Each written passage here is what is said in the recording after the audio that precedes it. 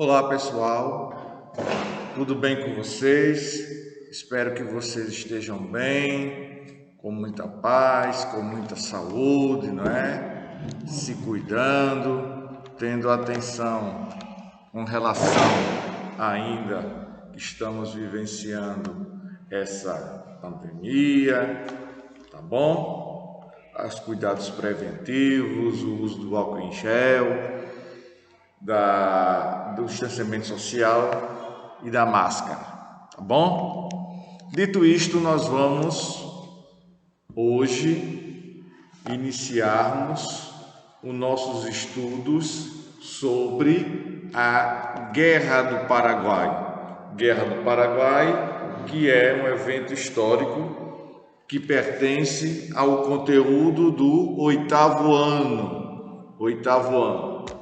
E essa Guerra do Paraguai acontece durante o segundo reinado, em que Dom Pedro II está administrando o Brasil, e nesse momento o território sul-americano, o território americano, está passando por algumas situações de intransigência e conflitos nas relações entre os países da América do Sul, principalmente em relação a 4 países.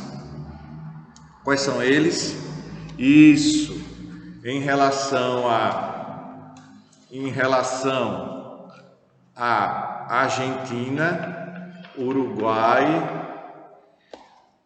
Paraguai e o Brasil. Então, esses 4 países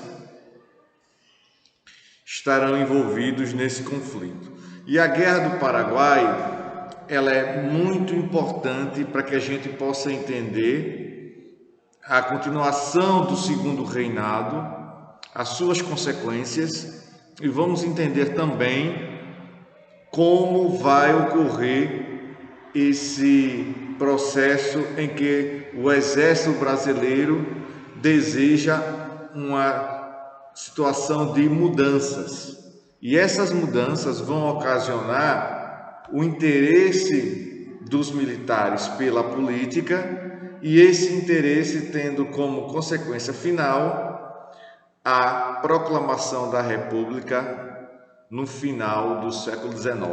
Então são situações que a gente começa a entender essas nuances, essas especificidades que vão fazer com que aquela conjuntura histórica se apresente tão importante que as consequências dela vai ser uma mudança no regime político no Brasil. Tá bom? Vamos lá? Isso. Muito bem. O que é que temos aqui? Convido vocês, meus queridos, para que vocês possam abrir o nosso livro na página 262. Nessa página 262, nós temos aí o subtítulo A Guerra do Paraguai, que diz assim: a independência dos países latino-americanos se deu de uma forma intensa, com guerras e conflitos que afetaram a economia local, sem dúvida. O grande desafio dessas nações era recuperar a economia e reconstruir o país na busca de garantir sua autonomia e impedir a transferência de outras nações como Estados Unidos e Inglaterra, impedir a interferência dessas nações. Não era algo fácil, não é? Evitar a interferência dessas nações aqui no Brasil, de Estados Unidos e Inglaterra. Não é nada fácil, muito complexa a situação, não é? O que é que temos então? Temos uma conjuntura de desligamento, não é? De desconexão com a Espanha por parte de quem? Por parte dos países aqui da América, grande parte foram colonizados pela Espanha, e tivemos também a independência, a emancipação do Brasil em relação a Portugal. E com isso vamos começar a perceber as consequências dessa emancipação, dessa independência. Vamos vivenciar isso, vamos ter cuidado, vamos analisar, perceber a conjuntura e as situações que vão surgir a partir de então. Tá bom? Prosseguindo aqui. Isso não foi diferente no caso do Paraguai, que conquistou sua emancipação em 1811, conseguiu a independência, os paraguaios, bem antes do Brasil, mais de 10 anos, 11 anos de diferença, não é? Seus primeiros presidentes buscaram investir no desenvolvimento econômico e social. Tanto José Gaspar de França, entre 1811 e 1840, veja um período longo de governo de Gaspar de França, quanto Carlos Antônio Lopes, investiram entre 1840 e 1864. Então, esses dois governantes aí, passaram quase que 60 anos no poder, mais de 50 anos no poder, e investiram bastante na educação e na questão social. Isso vai elevar ao nível de vida, de qualidade de vida, de perspectiva econômica e social dos paraguaios. Vai ser uma economia, vai ser um país, aliás, bem próspero.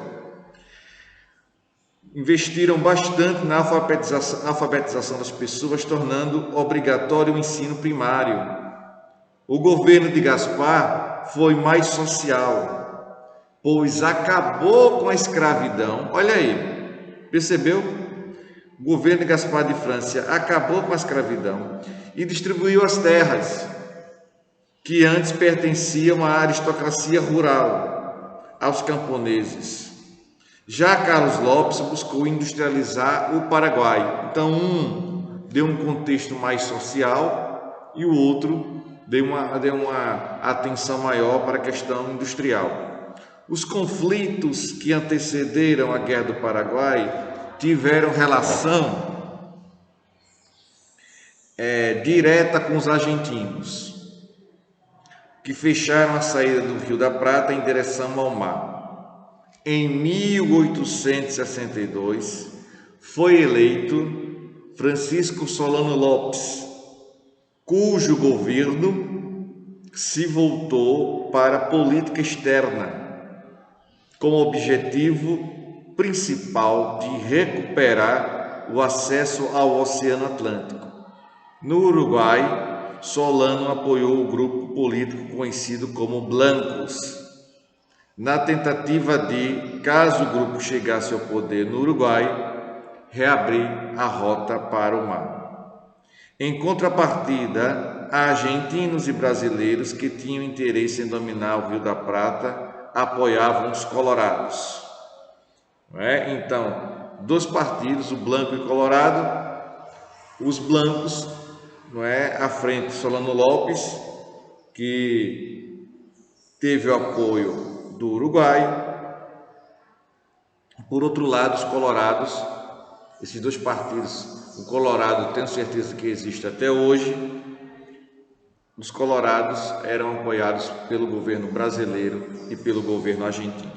Os blancos chegaram ao poder, o que desagradou os argentinos e brasileiros.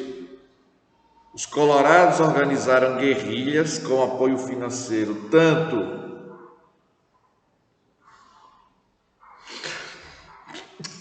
da Argentina quanto do Brasil. Lopes, então, radicalizou o processo quando apreendeu o navio Marquês de Olinda. Invadiu a província brasileira de Mato Grosso e, em seguida, rompeu relações com o Brasil. Esses fatos aconteceram em 1864, deram início à Guerra do Paraguai, conflito que é considerado fator decisivo para a crise financeira vivida pelos paraguaios, pois a maior parte da população foi dizimada, isso é verdade, pelas tropas contrárias, adversárias, pelas tropas de Brasil, Argentina e Uruguai. Eu não posso aqui nem descrever com exatidão o que eu sei das coisas referentes à Guerra do Paraguai, as estratégias e o que aconteceu em algum momento desse conflito aí de forma detalhada. Eu não posso fazer isso, em respeito a vocês, alunos. Tá bom? Dito isto, vamos observar aqui o link que fala sobre Solano Lopes, o líder paraguaio que estava no governo deste país, chamado República del Paraguai, quando aconteceu a Guerra do Paraguai. Aqui tem um link falando sobre ele. Francisco Solano Lopes foi um estadista paraguaio que deflagrou a Guerra do Paraguai. No poder, ele modernizou o exército paraguaio, implantando o sistema prussiano. Morreu após a Batalha de Cerro Corá, enquanto tentava fugir de um destacamento brasileiro que decretou o fim da guerra. Não é? Então, a Guerra do Paraguai foi um conflito de 3 países contra um. Não é? A gente vai observar com o passar dessa aula as situações que ocorriam ali, né? E entender que os estudiosos alegam que a população paraguaia praticamente foi dizimada, a população adulta, e isso tem uma consequência muito séria para a economia do país, né? O número de consumidores foi sendo reduzido. A economia também foi influenciada por conta desse número pequeno de habitantes, de pessoas que tinham falecido, e as consequências para aquelas famílias. Então foi um desastre em vários níveis, em várias situações, a chamada Guerra do Paraguai, né? Então, na página 264, nós temos que observar essa imagem aqui, na página 264, a outra imagem aqui falando ainda sobre a questão brasileira, o exército brasileiro se organizando, como estava a população paraguaia diante desse fato histórico chamado Guerra do Paraguai. 264 diz assim, aliás, a legenda que ao lado da primeira foto, dessa foto aqui, a legenda aqui diz o seguinte, vamos observar. Considerada a maior e mais sangrenta batalha travada na história da América do Sul. A Batalha do Tuiuti envolveu mais de 50 mil homens dos dois lados. Não é?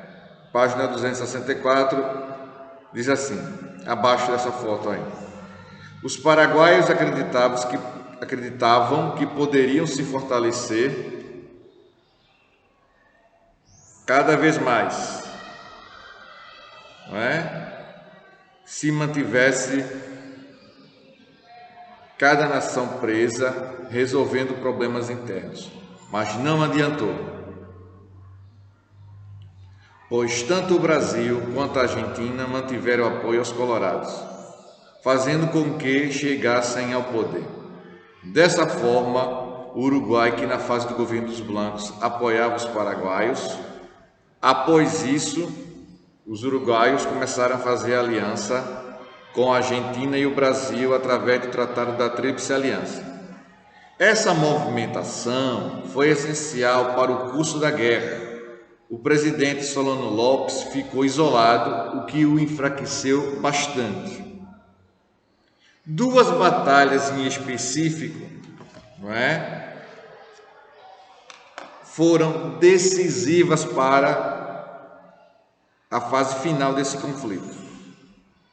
A Batalha do Riachuelo, em 1865, quando as tropas brasileiras destruíram boa parte da frota paraguaia.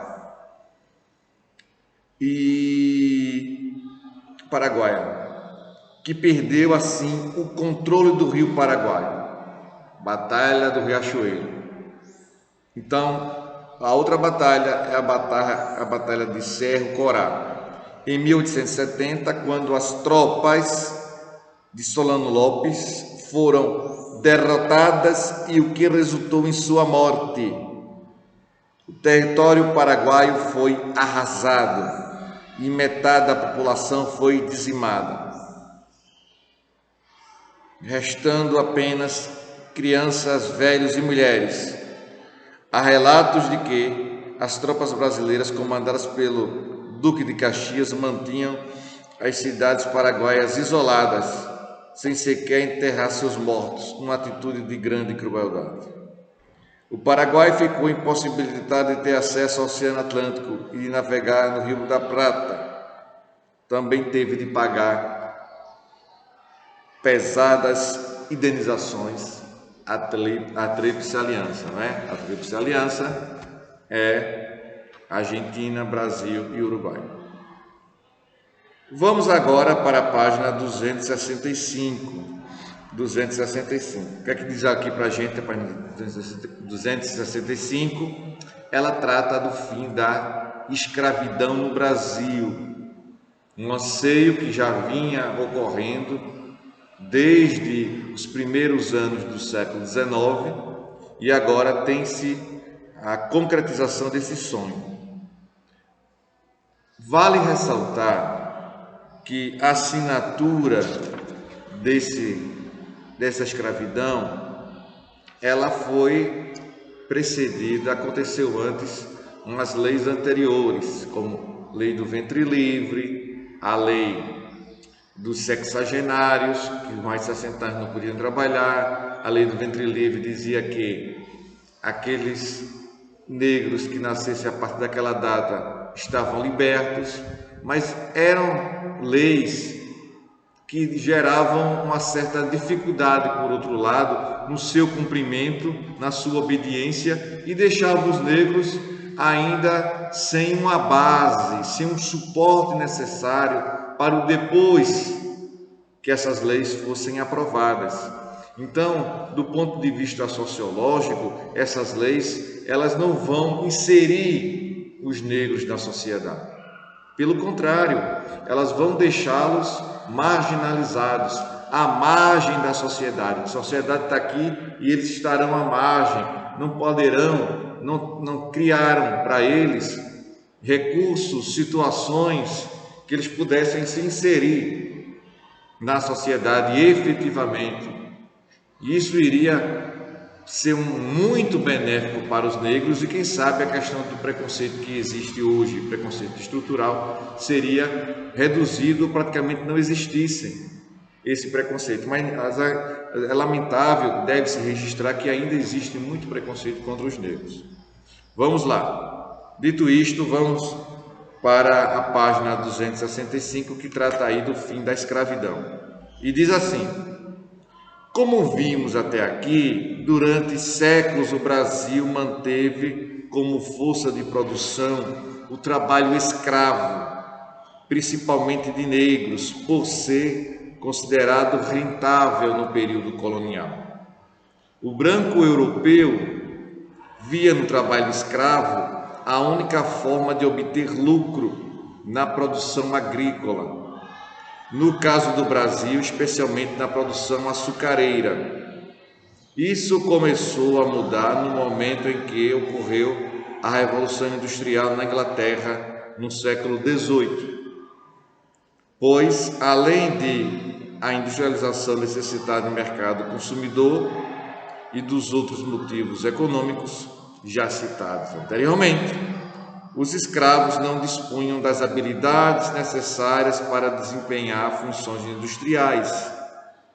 Então, teria que o governo criar elementos que pudessem inserir os negros nessas funções industriais também. para que eles não vivenciassem a questão da marginalidade no sentido sociológico. Cuidado com o que eu estou dizendo aqui, viu? Viver a margem aqui no sentido sociológico da coisa, a margem da sociedade. Prosseguindo então, nós temos os ingleses aumentaram as pressões políticas no século XIX, mais precisamente em 1845, quando foi promulgada a lei de Biwabiden. A marinha inglesa cuidava para que os navios negreiros não levassem escravos.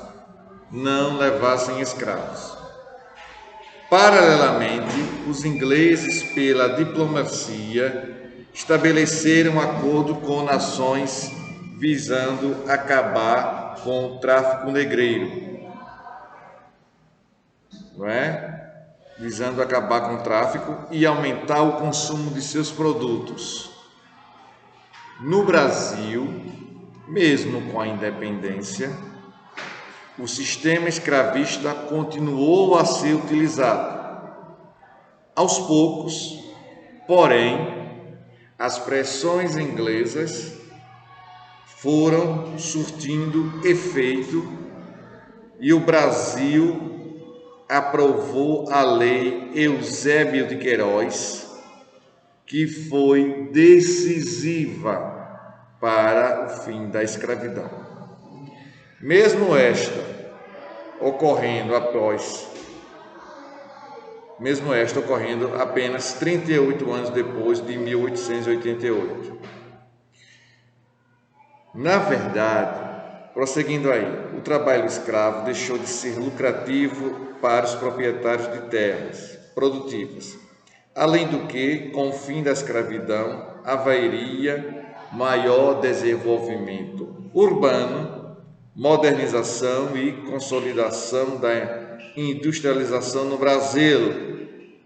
O trabalho livre, também chamado de assalariado, era melhor organizado e com retorno mais rápido, porque era específico e organizado. Dessa forma, o debate sobre a abolição da escravatura cresceu no final do século XIX, mas muitos dos seus defensores não estavam preocupados com a condição de vida dos escravos, e sim com o retorno financeiro, pois os escravos não se adequavam à industrialização em curso no mundo, à industrialização que ocorria no mundo. Aqui, ainda na página 265, nós temos essa imagem aqui que descreve a condição dos negros durante o século XIX e a participação dos negros na Guerra do Paraguai. Por quê? Porque o contingente, o número de soldados que o Brasil possuía ali no ano de 1864, quando começa a Guerra do Paraguai, é um número pequeno. E para isso foi preciso convocar os negros para participarem do Exército Brasileiro. No entanto, havia a promessa de que, pós-Guerra do Paraguai, aquele que sobrevivesse deveria ganhar sua carta de alforria. Mas essa lei, essa proposta, ela não foi seguida. Algumas situações, alguns negros, seguida na sua totalidade. Alguns negros receberam alforria e outros não. Aquele que tivesse algum apadrinhamento, algum conhecimento na esfera política, fatalmente poderia ser beneficiado com a alforria. E outros não. tivesse contato político, não iria receber a sua alforria. Mas essa situação da Guerra do Paraguai, a colocação desses negros, a colocação dos negros sendo chamados para a Guerra do Paraguai, também vai ser a chamada um fator que vai propiciar a queda do Império no Brasil. Mas isso é assunto para as próximas aulas, tá certo? Tchau, pessoal, um forte abraço e até a próxima. Tchau.